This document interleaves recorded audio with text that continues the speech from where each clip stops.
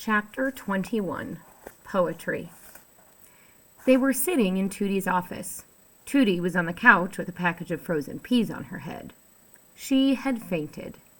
Unfortunately, she had hit her head on the edge of the desk on the way down. Fortunately, Flora had remembered an issue of Terrible Things Can Happen to You, advising that a bag of frozen peas made an excellent cold compress to provide comfort and reduce swelling. "Read it one more time," said William Spiver to Flora. Flora read Ulysses' words aloud again. "The squirrel wrote poetry," said Tootie in a voice filled with wonder.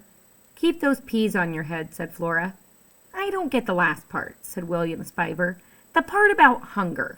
What does that mean?"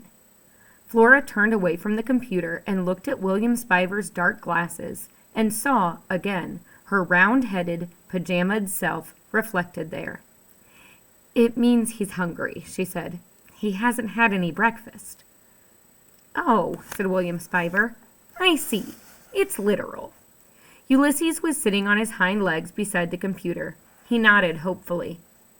"It's poetry," said Tootie from the couch. Ulysses puffed out his chest the tiniest bit. "Well, it might be poetry," said William Spiver, "but it's not great poetry. It's not even good poetry." "But what does this all mean?" said Tootie. "Why does it have to mean something?" said William Spiver. "The universe is a random place." "Oh, for heaven's sake, William," said Tootie.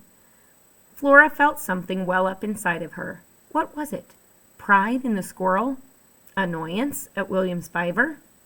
Wonder? Hope? Suddenly she remembered the words that appeared over Alfred T. Slipper's head when he was submerged in the vat of incandesto. "Do you doubt him? Do not." "Do you doubt him?" said Flora. "Of course I doubt him," said William Spiver. "Do not," said Flora. "Why?" said William Spiver. She stared at him. "Take off your glasses," she said. "I want to see your eyes." "No," said William Spiver. "Take them off." "I won't." "Children," said Tootie, "please." Who was William Spiver really? Yes, he was the great-nephew of Tootie Tickum, suddenly, suspiciously, come to stay the summer. But who was he really? And if he was some kind of comic book character, or what if he was some kind of comic book character himself? What if he was a villain whose powers were depleted as soon as the light of the world hit his eyes? Incandesto was forever being attacked by his arch-nemesis, the darkness of 10,000 hands. Every superhero had an arch-nemesis. What if Ulysses' arch-nemesis was William Spiver? "The truth must be known," said Flora. She stepped forward. She reached out her hand to remove William Spiver's glasses. And then she heard her name. "Flora Bell, your father is here." "Flora Bell," said William Spiver in a gentle voice. Ulysses was still sitting on his hind legs. His ears were pricked. He looked back and forth between Flora and William Spiver. "We have to go," said Flora. "Wait," said William Spiver. Flora picked Ulysses up by the scruff of his neck. She put him under her pajama top. "Will I ever see you again?" said William Spiver. "The universe is a random place, William Spiver," said Flora. "Who can say whether we will meet again or not?" Chapter 22. A Giant Ear. Her father was standing on the top step in front of the open door. He was wearing a dark suit and a tie and a hat with a brim, even though it was Saturday and summertime. Flora's father was an accountant at the firm Flinton, Floston, and Frick. Flora wasn't sure, but she thought it was possible that her father was the world's loneliest man. He didn't even have Incandesto and Dolores to keep him company anymore. "Hi, Pop," she said. "Flora," said her father. He smiled at her, and then he sighed. "I'm not ready yet." "Oh, that's okay," said her father. He sighed again. "I'll wait." He walked with Flora into the living room. He sat down on the couch. He took off his hat and balanced it on his knee. "Are you in the house now, George?" Flora's mother shouted from the kitchen. "Is Flora with you?" "I am inside," shouted Flora's father. "Flora is with me." The clack, clack, clack of the typewriter echoed through the house. Silverware rattled, and then there was silence. "What are you doing, George?" her mother shouted. "I am sitting on the couch, Phyllis. I am waiting for my daughter." Flora's father moved his hat from his left knee to his right knee, and then back to his left knee again. Ulysses shifted underneath Flora's pajamas. "What are you two going to do today?" Flora's mother shouted. "I don't know, Phyllis." "I can hear you perfectly well, George," said Flora's mother as she came into the living room. "You don't need to shout." "Flora, what have you got under your pajama top?" "Nothing," said Flora. "Is it that squirrel?" "No," said Flora. "What squirrel?" said Flora's father. "Don't lie to me," said her mother. "Okay," said Flora, "it's the squirrel. I'm keeping him." "I knew it. I knew you were hiding something. Listen to me. That squirrel is diseased. You are engaging in dangerous behavior." Flora turned away. She had a superhero under her pajamas. She didn't have to listen to her mother, or anybody else for that matter. A new day was dawning, a girl with a superhero kind of day. "I'm going to go change now," she said. "This will not work, Florabelle," said her mother. "That squirrel is not staying." "What squirrel?" said Flora's father again. Flora went halfway up the stairs, and then she stopped. She stood on the landing. The criminal element suggested that anyone truly invested in fighting crime, in besting criminals, should learn to listen carefully.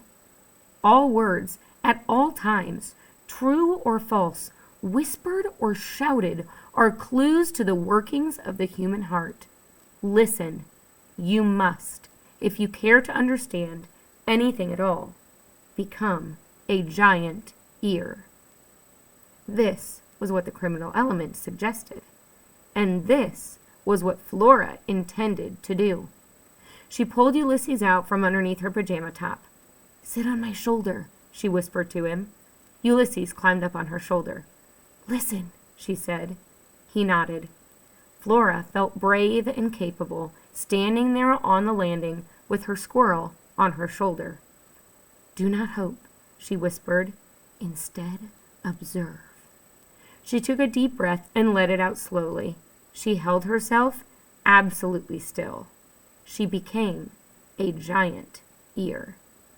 And what Flora, the giant ear, heard was astonishing. Chapter 23. Enter the villain. "George," said Flora's mother, "we have a problem. Your daughter has become emotionally attached to a diseased squirrel." "How's that?" said Flora's father. "There's a squirrel," said her mother, speaking more slowly now, as if she were pointing at each word as she said it. "There's a squirrel," repeated her father. "The squirrel is not well." "There's an unwell squirrel." "There's a sack in the garage and a shovel." "Okay," said Flora's father. "There's a sack and a shovel in the garage." At this point, there was a very long silence. "I need you to put the squirrel out of its misery," said Flora's mother. "How's that?" said her father. "For the love of Pete, George," shouted her mother, "put the squirrel in the sack and then hit him over the head with the shovel." Flora's father gasped. Flora gasped too. She was surprised at herself. The ladies in her mother's romance novel put their hands on their bosoms and gasped, but Flora was not a gasper. She was a cynic. Flora's father said, "I don't understand." Flora's mother cleared her throat. She uttered the blood-soaked words again. She said them louder. She said them more slowly. "You put the squirrel in the sack, George. You hit the squirrel over the head with the shovel.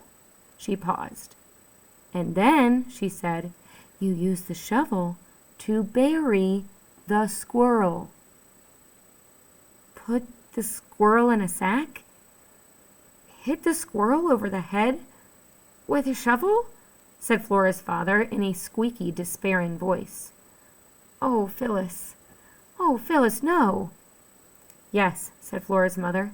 It's the humane thing to do. Flora understood that she had made a mistake in thinking that William Spiver was anybody important. Everything was coming into sharp and terrifying focus. The story was starting to make sense. Ulysses was a superhero, probably.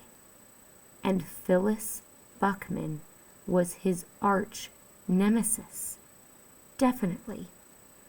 Wholly unanticipated occurrences.